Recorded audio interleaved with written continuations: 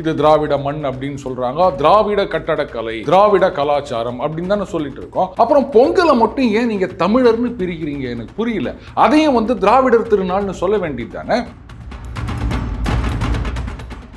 நான் என்ன கேட்கிறேன்னா, நாமெல்லாம் திராவிடர்கள், இது திராவிட மண்ணுன்னு சொல்லும் போது, அப்போ இந்த பொங்கல் திருநாளை திராவிட பொங்கல்னு சொல்றதுல உங்களுக்கு என்ன கஷ்டம்? உலக கவி பேரரசு ஒருத்தர் அவரு என்ன சொல்லியிருக்காரு, இந்த பொங்கல் மட்டும்தான் இறக்குமதி செய்யாத ஒரு பண்டிகை அப்படின்னு சொல்லிக்கிறாருங்க. பண்டிகை கூடவா இறக்குமதி பண்ணுவாங்க? ஏன் இதை நம்ம திராவிட பொங்கல்னு சொல்ல மாட்டேங்கிறோம்? நம்ம திராவிட குடும்பத்தில் இருக்க எல்லாரும் இதை கொண்டாடுறாங்க, அப்புறம் ஏன் தமிழர்கள்னு ஒதுக்குறோம்?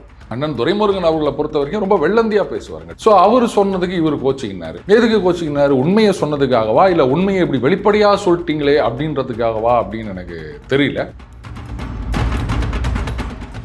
திமுக காங்கிரஸ் அப்படின்றது 28 வரைக்கும் பிரிவதற்கான வாய்ப்பே இல்லை விக்ரம். என்னை பொறுத்த வரைக்கும் அதிமுக இதை புறக்கணிப்பார்கள் தான் நினைக்கிறேன். ஏன்னா விக்கிரவாண்டி தேர்தலை புறக்கணிப்பதற்கான காரணங்கள் இன்னும் அப்படியே தான் இருக்கு, மாறிடலை. அதனால அவங்க புறக்கணிப்பாங்க அப்படின்னு நினைக்கிறேன்.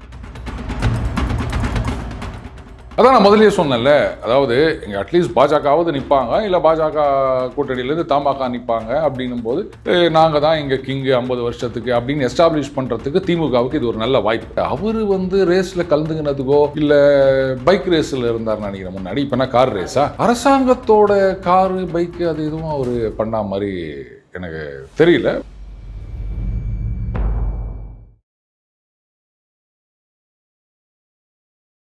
இளைய பாரத நேயர்களுக்கு வணக்கம். இன்றைக்கி நம்ம நேர்காணலில் நம்ம சிறப்பு விருந்தினர் daily punch hero Arunkumar sir அவர்கள் தான். சார் வணக்கம். சார் வணக்கம் விக்ரம். சார், இனிய தமிழர் திருநாள் பொங்கல் நல்வாழ்த்துக்கள் சார். நன்றி விக்ரம். இனிய திராவிட பொங்கல் திருநாள் நல்வாழ்த்துக்கள். ஏன் சார் திராவிட திருநாள், ஏன் தமிழர் திருநாள்? எனக்கு அது பதில் சொல்லுங்க. தமிழர்கள் எல்லாம் சேர்ந்து கொண்டாடுவதால் தமிழர் திருநாள். நாமெல்லாம் திராவிடர்கள் தானே, அதை ஒத்துக்கிறீங்களா இல்லையா? இது திராவிட மண் அப்படின்றத ஒத்துக்கிறீங்களா இல்லையா? திமுக காரங்க ஒத்துக்கிறாங்க சார், மற்றவர்கள் சரி, இல்லையா? அவங்க ஒத்துக்கிறாங்க. அவங்க தான் இப்போ ஆட்சியில் இருக்காங்க. ஜனங்க அவங்களுக்கு ஓட்டு போட்டு அவங்கள ஆளுங்கட்சி ஆகிக்கிறாங்க. அவங்க இப்போ திராவிட பூமின்றாங்க, திராவிட மாடல் அரசியல் அப்படின்றாங்க, இது திராவிட மண் அப்படின்னு சொல்றாங்க, திராவிட கட்டடக்கலை, திராவிட கலாச்சாரம் அப்படின்னு தானே சொல்லிட்டு இருக்கோம். அப்புறம் பொங்கலை மட்டும் ஏன் நீங்க தமிழர்னு பிரிக்கிறீங்க? எனக்கு புரியல. அதையும் திராவிடர் திருநாள்னு சொல்ல வேண்டியது தானே. இப்போ திராவிடம்னா என்னப்பா? இது இங்கே கன்னடம், தெலுங்கு, மலையாளம், தமிழ் இதெல்லாம் சேர்ந்தது தான் திராவிட மொழி குடும்பங்கள் அப்படின்னு சொல்கிறாங்க. இப்போது ஆந்திராவில் இதை கொண்டாடுறாங்களா? தெலுங்கானாவில் கொண்டாடுறாங்களா? கர்நாடகாவில் கொண்டாடுறாங்களா? அது கேரளாவில் அவங்க மகர சங்கராந்தி அப்படின்னு கொண்டாடுறாங்க. இனியோ கொண்டாடுறாங்க. அப்போது எல்லாரும் கொண்டாடும் ஒரு விஷயம் சொல்லப்போனால் இந்தியா முழுக்க கொண்டாடுறாங்க. ஆனால் சரி, அதை விடுங்க. நான் என்ன கேட்குறேன்னா, நாமெல்லாம் திராவிடர்கள், இது திராவிட மண்ணுன்னு சொல்லும்போது, அப்போ இந்த பொங்கல் திருநாளை திராவிட பொங்கல்னு சொல்றதுல உங்களுக்கு என்ன கஷ்டம்? அவங்க ஒரு கருத்தை திணிப்பதா இல்லையா சார்? அது திராவிடம் அப்படின்ற ஒரு விஷயம் திணிக்க வேணாங்க. இப்போ நீங்கள் இது தமிழர் திருநாள் அப்படின்னு சொல்றீங்க. இதில் பார்த்தீங்கன்னா வழக்கமாக இந்த தனியார் சேனல்கள்லாம் இல்லாத காலகட்டத்தில் பண்டிகைன்னா ரொம்ப சந்தோஷமாக சிரிச்சுக்கினே இருக்கணும். அதனால நம்ம இன்னைக்கு அப்படியே போவோம், சீரியஸாலாம் வேணாம். அப்போது பார்த்தீங்கன்னா தூர்தர்ஷன் மட்டும்தான் இருக்கும் விக்ரம். அப்போது பொங்கல் ஆகட்டும், தீபாவளி ஆகட்டும், என்ன பண்ணுவாங்க, தவறாமல் ஒரு நகைச்சுவை நாடகம் போடுவாங்க. அண்டு அந்த தமிழ் நாடகங்களுக்குன்னு ஒரு டெம்ப்ளேட் இருக்குதுங்க. கடைசி சீனில் எல்லா ஆக்டர்ஸும் வரணும், எல்லா ஹஹான்னு சிரிக்கணும், அப்போ தான் ட்ராமா முடிஞ்சுது அப்படின்னு அர்த்தம். அந்த மாதிரி ஒரு காமெடி ட்ராமா போடுவாங்க. அப்புறம் ஒரு பட்டி மண்டபம் ஒன்று நடக்கும். அது வாதம் பிரதிவாதங்கள் அதெல்லாம் இருக்கும். இப்படித்தான் இருந்தது அந்த பொங்கல் அப்படின்றது. ஆனால் இன்றைக்கி அது அப்படியே மாறி போயிடுச்சுன்னு வச்சுக்கோங்களேன். அதுலேயும் வடக்குலேருந்து சில பேர் ஐ செலிப்ரேட் பொங்கல் ஹாப்பிலி, அது ஸ்வீட் பொங்கல் அப்படின்னு சொல்கிறதெல்லாம் நம்ம பார்க்க வேண்டியதாகுது.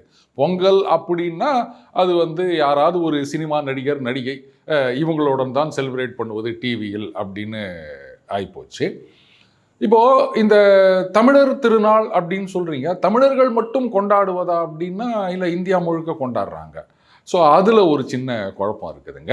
இல்லை தமிழர்களுக்கு இது மட்டும் தான் பண்டிகையா, வேற பண்டிகையே கிடையாதா அப்படின்னா அதுவும் கிடையாது, ஒரு குழப்பம் இருக்குது. அண்டு தமிழர்கள் எல்லாரும் அவர்கள் வீடுகளில் பொங்கல் வைத்து பொங்கலோ பொங்கல்னு கொண்டாடுறாங்களா, இதுலேயும் ஒரு சின்ன குழப்பம் இருக்குது. அதனால தான் வந்து நீங்கள் இந்த தமிழர்னு சுருக்கிறீங்க, நாமெல்லாம் திராவிடர்கள் அப்படின்னா இந்த திராவிட பொங்கலாகவே கொண்டாடலாம் அப்படின்னு. இதில் பார்த்தீங்கன்னா எல்லாரும் மறந்தே போயிட்டாங்க. அதை ஆரம்பித்தவங்களே வந்து சரி ரைட்டு இனிமேல் வேணாம் அப்படின்னு நினச்சிட்டாங்க போல இது. ஆட்சிக்கு வந்த பிறகு கூட அதை பேசலை. ஆனால் திடீர்னு ஒருத்தர் கிளம்பிக்கிறாரு. அதில் பார்த்தீங்கன்னா புத்தாண்டு வாழ்த்துக்கள்னு சொல்லியிருக்காருங்க. அதாவது இன்னது ரொம்ப அழகாக சொல்லியிருந்தார். இது கட்சி ஆரம்பிக்கும் போது கொள்கையைத்தான் அங்கேருந்து இப்படி எடுத்தாங்க அப்படின்னு சொன்னால் இதெல்லாம் கூடவா, அவங்களே சும்மா இருக்காங்க, இவர் என்னத்துக்கு இப்போ புத்தாண்டுன்னு கிளப்பினுக்கிறாரு அப்படின்னு கேட்டிருக்காங்க. நியாயமான கேள்வி தானே இது. அந்த 16 வயது நிலை படம் பார்த்தீங்களா, அதில் கமல்ஹாசன் சொல்லுவார், இந்த பாரு இனிமேல் சப்பானின்னு கூப்பிட்டா நீ சப்புன்னு அரைஞ்சிரு, உன் பேர் கோபாலகிருஷ்ணன் அப்படின் போது இவர் வந்து சொல்லுவார், ஆமாம் நீந்தேன் கோபாலகிருஷ்ணன் கூப்பிடுற, ஊரில் இருக்க பயிலவெல்லாம் என்ன சப்பானிந்தேன் கூப்பிட்றான் அப்படின்னு பாருங்க. அந்த மாதிரி இப்போ திடீர்னு இவர் கையில் எடுத்திருக்காரு. அத்தோடு இல்லாமல் இந்த பரந்தூரில் அங்கே போயிட்டு போராடுபவர்களை சந்திக்க வேண்டும் அப்படின்னு மனு கொடுத்துக்கிறாராம். என்ன டவுட்டுன்னா இவர் நேராக போவாரா இல்லை அங்கே போராடுபவர்களை பனையூர் வர சொல்வாரா? ஏன்னா இந்த பரந்தூர் பனையூர் அந்த நடுவில் இருக்க எழுத்தை எடுத்துட்டோன்னா அந்த முதல் எழுத்து கடைசி எழுத்து ஒரே மாதிரி இருக்கு இல்லையா? பனையூரில் இந்த என்னது புயலால் பாதிக்கப்பட்டவர்களை கூப்பிட்டு வச்சு இது பண்ணுறீங்களா, நீங்கள் போக மாட்டீங்களா அப்படின்னு கேட்டதுக்கு இல்லை அது வந்து கூட்டம் அவங்களோட நேரம் இது பண்ண முடியாது அப்படின்னு சொன்னாங்க. பரந்தூரில் ஏன் கூட்டம் வராதா? பரந்தூரில் இருக்கவங்களுக்கெல்லாம் இவர் தெரியாதா? இல்லை அங்கே இருக்கவங்கெல்லாம் வந்து நாங்கள் சினிமா நடிகர்கள் பின்னாடி போக மாட்டோம் அப்படின்னு உறுதி எடுத்து கொண்டிருக்கின்றார்களா? அங்கே மட்டும் எப்படி கூட்டம் வராமல் அட்ஜஸ்ட் பண்ணுவாங்க? இல்லை ஒருவேளை வழக்கம் போல் இதுக்கும் பர்மிஷன் கொடுக்க மாட்டாங்க, அதனால் பார்த்தீங்களா நான் போனோன்னு நினச்சேன் பர்மிஷன் கொடுக்கல, இப்படி ஏதாவது உருட்டலான்னு நினச்சாங்களா? இதுக்காகவாது தமிழக அரசாங்கம் காவல்துறை பர்மிஷனை குத்துடணும். அதுக்கப்புறம் நாளைக்கு வந்து எங்கேயாவது போகலன்னா பரந்தூருக்கு மட்டும் போக தெரிஞ்சது மற்ற இடத்துக்கு போகலையா அப்படின்னு கேட்பாங்கல்ல. அதனால் அவருடைய எதிர்பார்ப்பை அப்படியே பொய்யாக்கும் விதமாக கபால்னு ஒரு பர்மிஷனை கொடுத்துட்டு அந்த பர்மிஷன் கொடுத்த விஷயத்த அந்த எக்ஸ் தளத்துலேயும் காவல்துறை போட்டுட்டாங்கன்னா நல்லாயிருக்கும்னு நினைக்கிறேன். இது வந்து பர்மிஷன் வந்ததையே கூட சொல்லாமல் சில பேர் உருட்டலாம் இல்லையா? அது அனுமதி சரியான நேரத்தில் கிடைக்கவில்லை, குறித்த நேரத்தில் கிடைக்கவில்லை, இப்படின்லாம் கூட சொல்லலாம். அதனால் ரொம்ப முன்கூட்டியே பர்மிஷன் கொடுத்துட்டாங்கன்னா நல்லாயிருக்கும் அப்படின்னு நினைக்கிறேன். அதுக்கப்புறம் அண்ணன் திருமா அவர் என்ன சொல்லியிருக்காரு, பெரியார் அவர்களுக்கு நன்றி தெரிவிக்கும் நாளாக கொண்டாட வேண்டும் அப்படின்னு சொல்லியிருக்காருங்க. வரும்போது தான் இன்னொரு வீடியோ பார்த்தேன். அண்ணன் பாண்டே அவர்கள் சொல்லுகிறாரு, அதாவது பெரியார் பட்டியல் இனத்தவர்களுக்கு என்னென்னலாம் செய்தார் என்னென்னலாம் செய்யலை அப்படின்றத பற்றி ஆராய்ச்சி கட்டுரைகளை விசிகாவில் இருக்கவங்க எழுதியிருக்காங்க, அது அவங்க மனசாட்சிக்கே தெரியும் அப்படின்னு சொல்லியிருக்காரு. அப்போ அந்த ஆராய்ச்சிகள் தவறான செய்தியை கொண்டு இருக்கின்றதா, இல்லை இவர் சொல்கிறது அந்த ஆராய்ச்சியை பார்க்காம இவர் சொல்லியிருக்காரா? இது ஒரு குழப்பமாக இருக்குதுங்க. அதுக்கப்புறம் ஒரு உலக கவி பேரரசு ஒருத்தர் அவர் என்ன சொல்லியிருக்காரு, இந்த பொங்கல் மட்டும்தான் இறக்குமதி செய்யாத ஒரு பண்டிகை அப்படின்னு சொல்லிக்கிறாருங்க. பண்டிகை கூடவா இறக்குமதி பண்ணுவாங்க அப்படின்னா தெரில. அவர் சொல்லியிருக்கார் இதுதான் அது வந்து மண் மாடு அப்படின்னு ஏதோ ஒரு 4 இது சொல்லியிருக்காருங்க. இதெல்லாம் ஒன்றிணைந்து கொண்டாடும் ஒரு பண்டிகை இது, இறக்குமதி செய்யாதன்னு ஒரு வரி சொல்லியிருக்காரு. இப்போது தமிழக அரசாங்கம் வந்து விடுமுறை நாட்கள் அப்படின்னு அனௌன்ஸ் பண்ணுவாங்க. அதில் வந்து பண்டிகைகளும் இருக்கும், தலைவர்கள் பிறந்த தினம் இந்த மாதிரி விஷயங்களும் இருக்கும். இப்போ அதில் அந்த பண்டிகைகள் அப்படின்ற நாட்களில் விடுமுறை கொடுக்குறாங்க இல்லையா? அப்போது பொங்கல் மட்டும்தான் இறக்குமதி செய்யாத பண்டிகைனா அப்போ அதில் இருக்க மற்ற பண்டிகைகள் எல்லாமே இறக்குமதி செய்யப்பட்டது அப்படின்னு கவி பேரரசு சொல்கிறாரா? இது எவ்வளோ ஒரு விஷமத்தனமான ஒரு ஆர்கியூமெண்ட். ஆடிப்பெருக்கு காலங்காலமாக காவிரியில் நம்ம தண்ணி வரும்போது ஆடிப்பெருக்கு கொண்டாடின்னு வராங்க. ஆடி பெருக்கு காவிரின்றது வந்து வடக்குலலாம் கிடையாதுங்க, நம்ம ஊரில் மட்டும்தாங்க இருக்குது. அப்போது இதையும் வந்து இறக்குமதி செய்த பண்டிகைன்னு சொல்கிறாரா அவர்? எனக்கு புரியலைங்க. இதோட நான் நிறுத்திக்கிறேன். இன்னும் என்னென்ன பண்டிகையெல்லாம் அந்த லிஸ்ட்டில் இருக்குது அதையெல்லாம் வந்து இவர் இறக்குமதின்னு சொல்வாரா அப்படின்றத நீங்களே உங்கள் பகுத்தறிவை உபயோகித்து கேட்டுக்காங்க. இந்த பகுத்தறிவு ரொம்ப முக்கியம். ஏன்னா பெரியார் அவர்கள் சொல்லியிருக்காரு இல்லையா? அப்போ அந்த பகுத்தறிவை நம்ம அடிக்கடி உபயோகிக்கணும். இருக்குது அப்படின்றதுக்காக சும்மா இருந்துடக்கூடாதுங்க. இப்போ நம்ம வீட்டில் கூட இந்த புல்லட் எடுத்துக்கங்க, அது 1950, 60 மாடல் புல்லட்டெல்லாம் இப்போது சம விலை விற்றுனுக்குது. இப்போது என்ன ஆகும்னா அந்த புல்லட்டு வாங்கி வச்சுட்டு நீங்கள் ஃபார் தட் மேட்டர் எனி வண்டி நீங்கள் வந்து அதை உபயோகிக்காமையே அதில் பெட்ரோலை வேற விட்டு வச்சுருந்தீங்கன்னு வச்சுக்கோங்களேன், வண்டி ஒரு மாதிரி ஆயிரும். அப்பப்போ உபயோகிக்கணும். அந்த மாதிரி தான் நமக்கு இருக்கிற அந்த பகுத்தறிவும். அட்லீஸ்ட் இந்த பண்டிகை நேரங்கள்லையாவது நம்ம கொஞ்சம் உபயோகிக்கணும். இவங்கெல்லாம் இந்த மாதிரி சொல்லும்போது நம்ம அந்த பகுத்தறிவுக்கு கொஞ்சம் அதிகமாக வேலை கொடுத்து, ஏன்னா நீங்கள் சக்கரை பொங்கல்லாம் வேற சாப்பிட்டுக்கிறோம்ல. விக்ரம், இந்த ரேஷனில் என்னென்ன கொடுத்தாங்க? அரிசி, சர்க்கரை, கரும்பு, வேட்டி சேலை சார். மொத்தமாக சேர்ந்து 110 ரூபா ஆகுதுங்களாம். இல்லை, அது 110 ரூபா இருக்கட்டும், 150 ரூபா இருக்கட்டும், விலை ஒரு விஷயம் கிடையாது. ஏன்னா விலை இல்லாமல் தானே கொடுக்குறாங்க. சக்கரைன்னா நாட்டு சர்க்கரையா இல்லை அஸ்கா சர்க்கரையா? அஸ்கா சர்க்கரை சார். சக்கரை பொங்கல்னு பேர். அதாவதுங்க, நம்ம பாரம்பரியம் வந்து எப்படி அப்படி கொஞ்சம் தள்ளி வைக்கிறாங்கன்றதை பார்க்குறீங்களா? இப்போது இந்த கண்ணாடி போட்டுன்னுக்கிறோம்ல, இது என்ன சொல்லுவாங்க? மூக்கு கண்ணாடின்னுவாங்க. மூக்குக்கு எவன்டா கண்ணாடி போடுவான்? கண்ணுக்கு தானடா கண்ணாடி போடுவான் அப்படின்னா இது மூக்கு கண்ணாடின்னு தான் சொல்லிட்டு இருக்கிறாங்க. ஏன் சொன்னாங்கன்னு எனக்கு தெரியாதுங்க. ஸோ கண் வந்து தனக்குரிய கண்ணாடியை கூட அந்த மூக்குக்கு கொடுத்துட்டு ரொம்ப பரிதாபமாக இருக்கு இல்லையா? அந்த மாதிரி இந்த சக்கரை பொங்கலில் நம்ம சர்க்கரை இல்லைங்க, வெல்லம் தாங்க போடுறோம். ஆனால் அதுக்கு பேர் சக்கரை பொங்கல். அதை தான் இப்போ என்ன பண்ணிட்டாங்க, நாட்டு சர்க்கரை அப்படின்ட்டாங்க. வெல்லம்னு அழகான ஒரு சொல் இருக்கு இல்லையா? இப்போது குற்றாலம் நீர்வீழ்ச்சிகள், ஏன்டா நீர்வீழ்ச்சின்றீங்க? அருவின்னு ரொம்ப அழகான ஒரு தமிழ் சொல் இருக்குது. இவன் அதை விட்டு விட்டான். அவன் வெள்ளைக்காரன் வந்து வாட்டர் ஃபால்ஸ் அப்படின்ன உடனே அவன் தண்ணி விழுது, அதை வந்து நீர்வீழ்ச்சி அப்படின்னு வச்சுக்கிறான். இதுதான் நம்மளுடைய அந்த என்ன சொல்கிறது, மொழியின் வீழ்ச்சியாக தான் பார்க்கணும். அருவி இந்த மாதிரி சொல் இங்கிலீஷில் இருக்குதா? மற்ற லாங்குவேஜில் இருக்குதா? என்ன அழகாக பேர் வச்சுக்கிறாங்க. அதை விட்டுட்டு நீர்வீழ்ச்சி நீர்வீழ்ச்சின்னே நம்ம சொல்லின்னு இருக்கிறோம். வீழ்ந்து கொண்டு இருக்கின்றோம் நாம். அதனால தான் வந்து நான் கொஞ்சம் இன்றைக்கி அந்த பகுத்தறிவை யூஸ் பண்ணலாம். ஏன்னா சக்கரை பொங்கல் சாப்பிட்டா தூக்கம் வரும்னுவாங்க. சாதாரணமாகவே பொங்கல் சாப்பிட்டா தூக்கம் வரும், இன்னும் சக்கரை பொங்கல் வேறு சாப்பிட்டா கொஞ்சம் தூக்கம் நல்லா வரும். அது கூடாதுங்க. அதனால் வேலை கொடுக்கலான்னு யோசிக்கும் போது தான் இந்த மாதிரி கேள்வியெல்லாம் எனக்கு வருது. சரி, வழக்கமாக நீங்கள் கேள்வி கேட்பீங்க, நான் பதில் சொல்வேன். இன்றைக்கி உங்ககிட்ட இந்த கேள்வியெல்லாம் கேட்குறேன். யாருக்காவது தெரிஞ்சால் சொல்லுங்கள். ஏன் வந்து இதை நம்ம திராவிட பொங்கல்னு சொல்ல மாட்டேங்கிறோம்? நம்ம திராவிட குடும்பத்தில் இருக்க எல்லாரும் இதை கொண்டாடுறாங்க.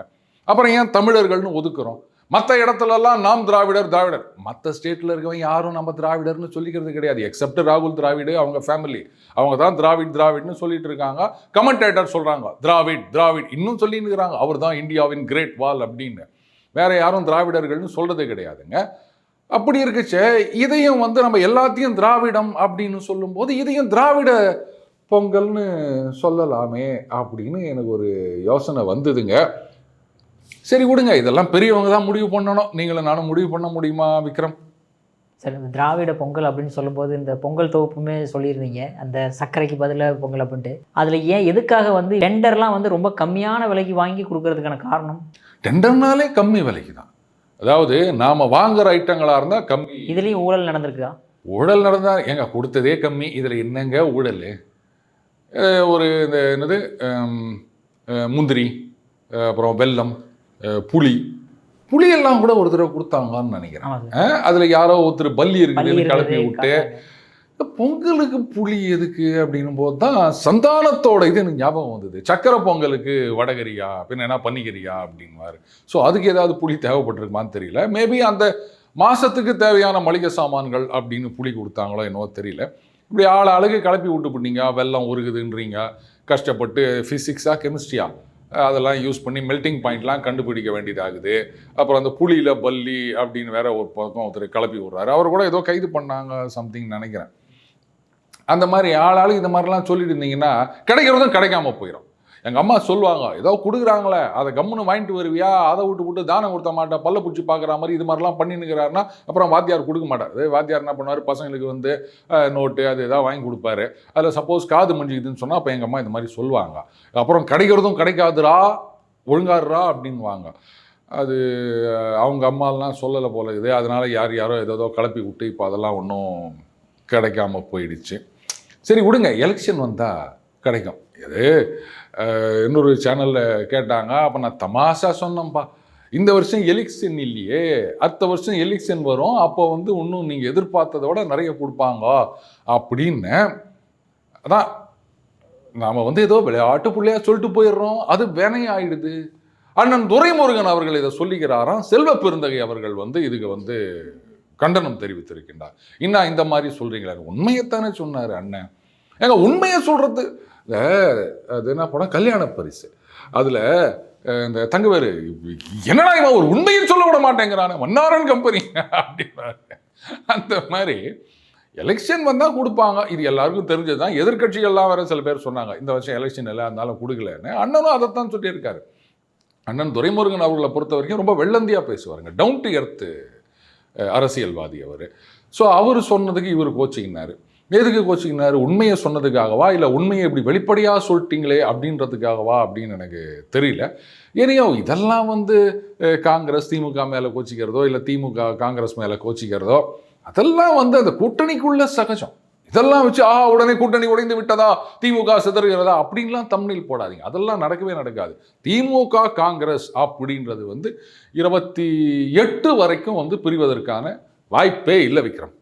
சார், துரைமுருகன் அவர்கள் சொல்லும்போது, துரைமுருகன் நேற்றுக்கு வந்து ப்ரெஸ் மீட்டில் சொல்லும்போது என்ன சொல்லியிருக்காருன்னா, பெரியாரை பற்றி பேசுகிறவங்க மேலாம் பிறப்பில் சந்தேகம் வருது அப்படின்ற மாதிரி குற்றச்சாட்டு வச்சுட்டாரு சார் பொசுக்குன்னு. அது நான் கூட பார்த்தேங்க. அதுக்கு அண்ணாமலை அவர்கள் கூட ஒரு பதில் கொடுத்துருந்தாரு. ரிப்ளை சார் அது.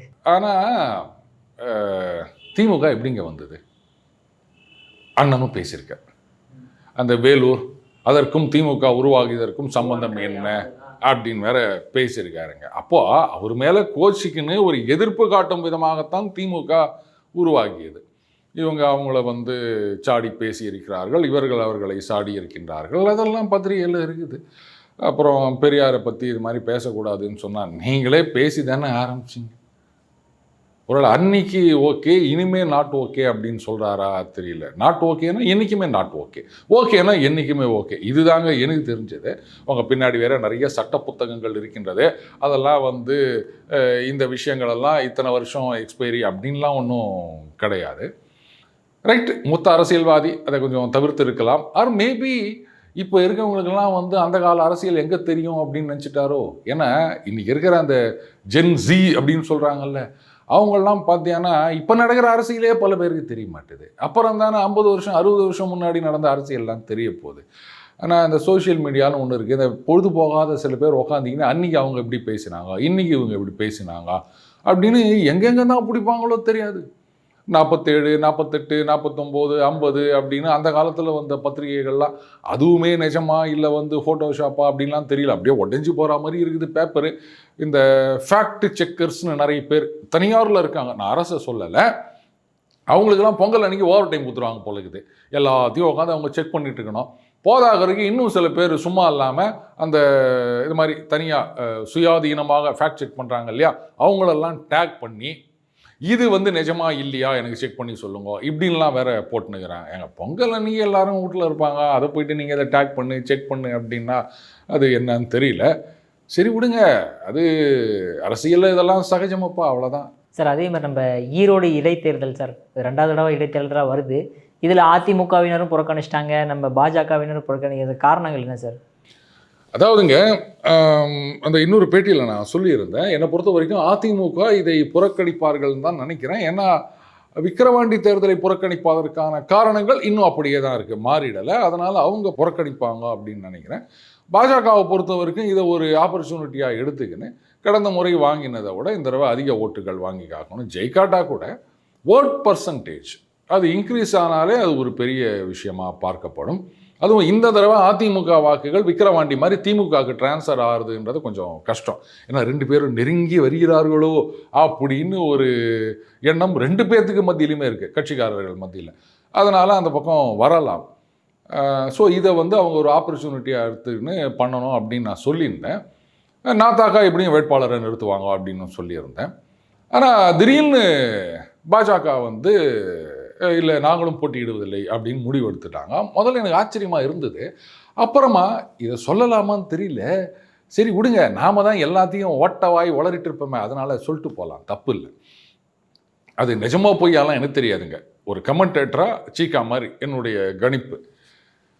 நம்ம அந்த பேட்டியில் இன்னொன்று சொல்லியிருந்தோம், இது வந்து திமுக போட்டியிடுவதை நான் எதிர்பார்த்துருந்தேன். ஏன்னா அவங்கள பொறுத்த வரைக்கும் பாருங்க, தமிழ்நாட்டில் எதிர்க்கட்சிகள் என்ன ஒன்றா போராட்டம் பண்ணலாம், எதிர்க்க இருக்கவங்களாம் அத்தனை பேரும் ஒன்றா சேர்ந்து வந்தாலும் திமுகவை வெல்ல முடியாது. இன்னும் ஒரு 50 வருஷம் 100 வருஷத்துக்கு வந்து திமுக தான் அதை மாற்ற முடியாது. ஏன்னா நாங்கள் அவ்வளோ நலத்திட்டங்களை கொண்டு வந்துக்கிறோம். திராவிட மாடல் ஆட்சி, இலவசமாக விலையில்லா பேருந்து கொடுக்குறோம், அதுக்கப்புறம் அந்த மகளிர் உரிமை தொகை கொடுக்குறோம், அதுக்கப்புறம் அந்த முதல்வன் நான் முதல்வனா அந்த திட்டம் வச்சுக்கிறோம், அந்த கல்லூரி மாணவியர்களுக்கு இப்படி நிறைய வச்சுக்கிறோம். அதனால் ஜனங்க எங்களுக்கு தான் ஓட்டு போடுவாங்க அப்படின்னு போன இடைத்தேர்தலில் வாங்கினதை விட இந்த இடைத்தேர்தலில் அதிக அளவு வாக்குகள் வாங்கி எஸ்டாப்ளிஷ் பண்ணிட்டாங்கன்னு சொன்னால், கூட்டணிகள் இருந்துன்னு நான் எலெக்ஷன் நேரத்தில் யோசிப்போம்னு சொல்கிறீங்களா, அதெல்லாம் ஒத்துக்க மாட்டோம் அப்படின்னு செல்வ பெருந்தகை அவர்கள் பேசுகிறதோ, இல்லை புதுசாக வந்திருக்கிற சிபிஎம் தலைவர் அப்பப்போ எதையாவது ஒன்று இந்த தோழமை சூட்டுக்கு மேலே ஒரு முட்டு கொடுக்கறதோ,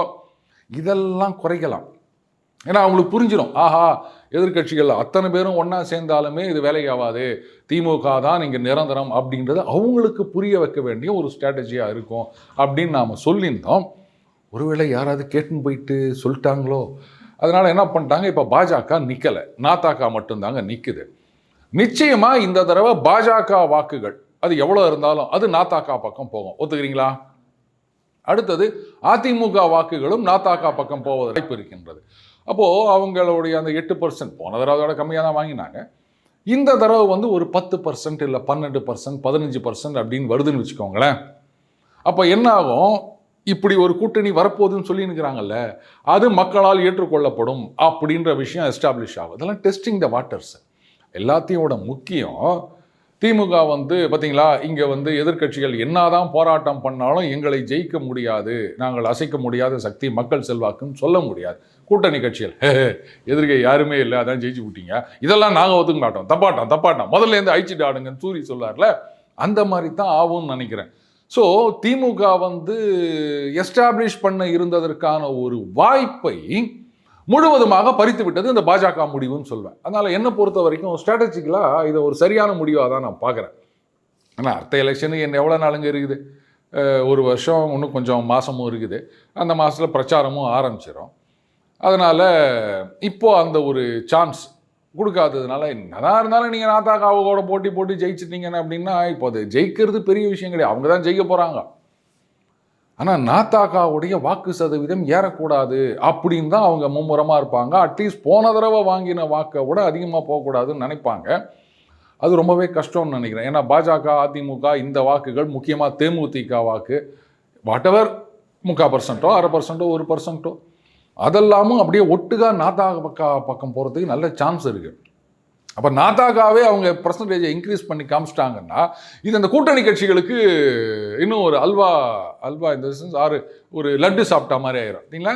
நாத்தாக்காவே வந்து அவங்க பர்சன்டேஜை இன்க்ரீஸ் பண்ணிட்டாங்க, நீங்கள் என்ன இப்படிலாம் சொல்கிறீங்க, கூட்டணி இல்லாமலாம் இது பண்ண முடியாது, இந்த 6 சீட்டுக்கெல்லாம் கைத்து போட முடியாது அப்படின்னு ஒருத்தர் சொன்னார். அதே மாதிரி தான் எல்லாரும் இப்போ ஆரம்பிப்பாங்க. ஸோ இந்த மாதிரி வித்ரா பண்ணதுனால ஆடாமல் ஜெயிச்சோமாடா அப்படின்னு இன்னைக்கு அதிமுக பாஜக இருக்காங்க. திமுகவுக்கு குடைச்சலை அதிகம் பண்ணி இருக்கின்றார்கள். நல்ல ஸ்ட்ராட்டஜி தான்ல, இதெல்லாம் டீகோட் பண்ணணும். டீகோடிங்னா என்னெல்லாம் என்ன கேட்காதீங்க, அது எல்லாரும் சொல்கிறாங்க, அதனால நானும் சொல்கிறேன் சார். அதே மாதிரி கடைசி ஒரு கேள்வி சார், இப்போ அங்கே வந்து எப்பவுமே காங்கிரஸ் தான் வந்து ஜெயிச்சுக்கிட்டே வந்துட்டு இருந்தாங்க சார். இந்த தடவை காங்கிரஸுக்கு கொடுக்காம, ஏன் அவங்களே வந்து தீர்மானங்கள்லாம் போட்டாங்க இவரை தான் போடணும் அப்படின்ற மாதிரி, ஆனால் திடீர்னு பார்த்தா திமுக நிற்கிறதுக்கு காரணம் என்னவா இருக்குது சார்? இதில் அதான் நான் முதலே சொன்னேன்ல, அதாவது இங்கே அட்லீஸ்ட் பாஜகவாவது நிற்பாங்க, இல்லை பாஜக கூட்டணியிலேருந்து தமாக நிற்பாங்க அப்படின்னும் போது, நாங்கள் தான் இங்கே கிங்கு 50 வருஷத்துக்கு அப்படின்னு எஸ்டாப்ளிஷ் பண்ணுறதுக்கு திமுகவுக்கு இது ஒரு நல்ல வாய்ப்பு. காங்கிரஸ் கிட்ட கொடுத்தாலும் திமுக தான் பிரச்சாரம் பண்ணணும், ஓட்டணும், அவங்க தான் கொடுக்கணும், எல்லாம் பண்ணணும். மோரார்லெஸ் திமுகவுடைய வெற்றி தான் அது. காங்கிரஸ் தனியானதெல்லாம் ஜெயிக்க முடியாது. திமுக தரப்பில் போயிட்டு வேலை செய்யாமல் அவங்களால ஒன்றும் பண்ண முடியாதுங்க. பட்டு அப்படி போகிறதுக்கு பதிலாக டைரெக்டாக இவங்க நிற்கும்போது அந்த ஒரு என்ன சொல்கிறது, அவங்களுடைய பவரை அவங்க எஸ்டாப்ளிஷ் பண்ணுற மாதிரி ஆகும். மக்கள் செல்வாக்கு எப்படி இருக்குது பாரு அப்படின்னு.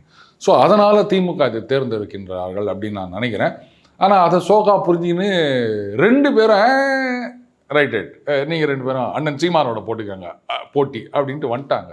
இப்போ ஜாலியாக இருக்குது விக்ரம், சும்மா சொல்லக்கூடாது. இந்த ஐபிஎல்ல கூட பயங்கரமான ஸ்ட்ராட்டஜி பண்ணிருக்கிறாங்கப்பா சார். கடைசி ஒரு கேள்வி சார், உதயநிதி ஸ்டாலின் அவர்கள் வந்து அஜித்குமார் அங்கே ஜெயிச்சதுக்கு திராவிடன் மாடல் தான் வந்து காரணன்ற மாதிரி சொல்லியிருக்காரு சார். ஆமாங்க, சுந்தர் பிச்சை அவர்கள் வந்து கூகுள் தலைவராக போனதுக்கே வந்து திராவிட மாடல் அப்படின்னு கூட சொல்கிறாங்க. அதனால் இது ஒன்றும் இது பண்ணல. பட் அவர் வந்து ரேஸில் கலந்துக்கினதுக்கோ இல்லை பைக் ரேஸில் இருந்தார்னு நினைக்கிறேன் முன்னாடி, இப்போனா கார் ரேஸா, இது அரசாங்கத்தோட காரு பைக்கு அது எதுவும் அவர் பண்ண மாதிரி எனக்கு தெரியல. வாடவர் சொல்லிக்க வேண்டியதுதான். ஏன் சார் சென்னையில் நடந்த ரேஸில் கலந்துக்கல? விடுங்க, நம்மெல்லாம் வந்து பெரிய அளவு ரேஸு தான். சென்னையில் நடந்த ரேஸ் என்ன ரேஸுன்னு எனக்கு தெரியல.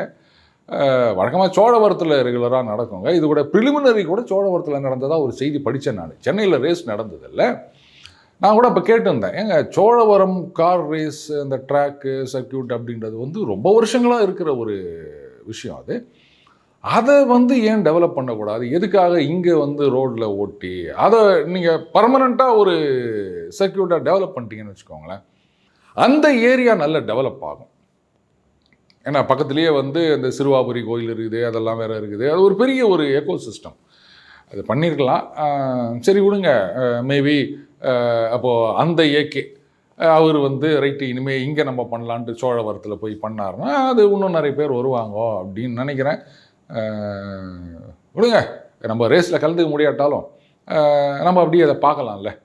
அதைத்தான் நம்ம செய்ய முடியும் அப்படின்றீங்களா? தயவு செஞ்சு வாழ்கன்னு சொல்லிடாதீங்க, அவர் கோச்சிப்பார். சார், அற்புதமான கருத்துக்களை பகிர்ந்ததற்கு மிக்க நன்றி சார். நன்றி விக்ரம்.